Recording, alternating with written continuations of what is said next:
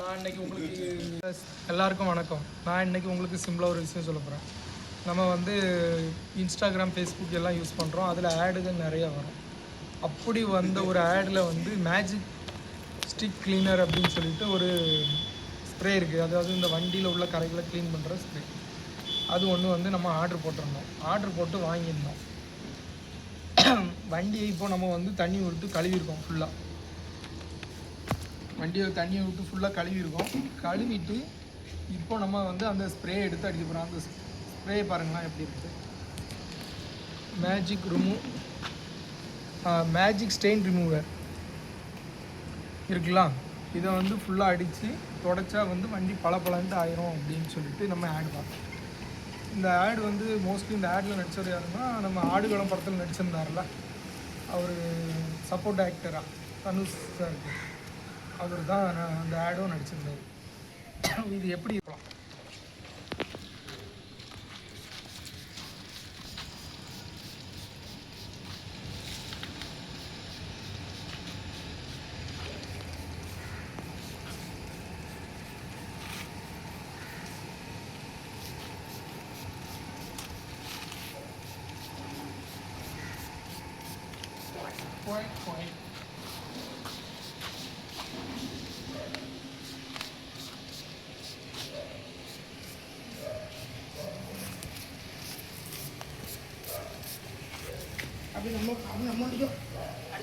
பாருங்கள் ஃப்ரெண்ட்ஸ், நம்ம இப்போ வந்து ஸ்ப்ரே அடிச்சிருக்கோம். அவங்க ஆடில் வந்து இந்த ஸ்ப்ரே அடித்த உடனே நம்ம வந்து ஒரு 2 செகண்ட்லேயே தொடச்சிடலாம் அப்படிம்பாங்க. இதில் வந்து இங்கே பாருங்களா, அழுக்கான ரிமூவ் ஆகுது இல்லைங்களா. இது வந்து சைனிங்காகவே இருக்குமாங்கிறது தான் கேள்வி.